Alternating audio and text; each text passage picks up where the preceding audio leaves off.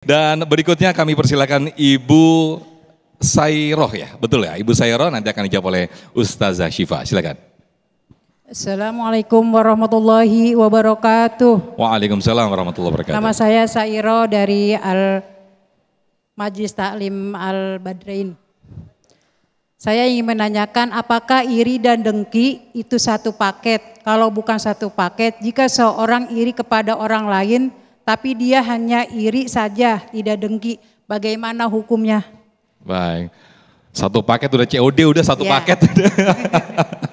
Masa setengah-setengah. Baik, terima kasih Ibu Sairoh. Ya. Silakan Ustazah Syifa. Apakah sifat iri dan dengki itu satu paket begitu ya? Bismillahirrahmanirrahim, iri dan dengki satu paket, iya.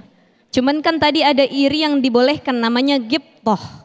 Ya, ketika kita melihat kenikmatan orang lain, kita berangan-angan punya nikmat tersebut, tapi kita nggak doain buruk, Bu. Jadi ada orang nih ya, dalam perkara harta misalkan ya. Jadi la hasada illa fisnatain, nggak boleh hasad kecuali dalam dua hal. Pertama, rojulun atahullahu malan, orang yang Allah kasih harta banyak, tapi hartanya dipakai di jalan Allah buat ibadah, dia jadi ahlu sedekah. Kita ngelihat ya Allah enak benar ya jadi dia duitnya banyak, tiap tahun haji, umroh, sedekahnya nggak kira-kira, pengen rasanya saya kayak dia juga punya duit banyak nantinya dipakai buat ibadah. Boleh nggak kita berangan-angan demikian? Boleh. Yang nggak boleh adalah kita berangan-angan, kemudian tadi taman nizawalin ni'mah, berharap orang yang kita hasadin diambil nikmatnya sama Allah. Dan nikmat itu kembali kepada kita. Ya Allah kaya benar, mudah-mudahan besok jatuh miskin dah. Yang kaya raya saya aja dah. Dia mah kagak cocok kaya raya, sombong katanya. Lah kalau kita kaya raya juga belum tentu gak sombong ya Bu ya. Maka iri dan dengki itu satu paket. Penyakitnya hati. Ini ada dua perbedaan yang harus kita bedakan. Ada yang namanya himmah, ada yang namanya khayal.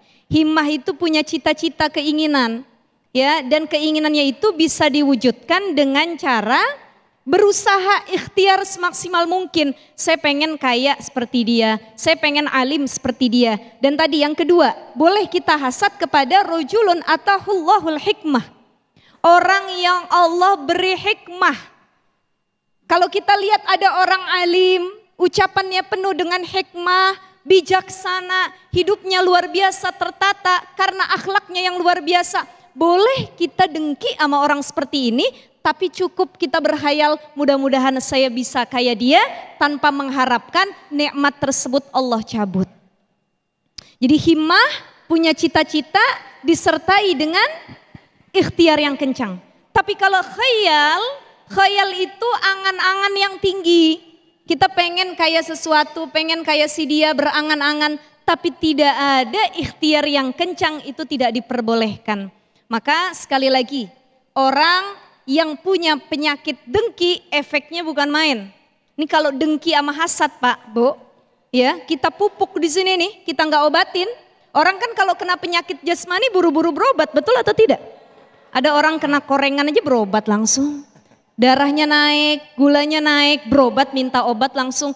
Tapi banyak orang yang tidak sadar tatkala penyakit hati sedang menyerang dirinya, terutama penyakit hasad. Sekali lagi, hasad itu bukan cuman membuat hati kita menjadi qalbun marid, menjadi qalbun mayyit, sulit dapat hidayah dari Allah, tapi juga penyakit hasad dan dengki membuat fisik kita makin lemah. Ini kata Imam Mawardi dalam kitab Adabud Dunya, salah satu efek dari hasad ataupun dengki, penyakit jasmaninya bisa nambah.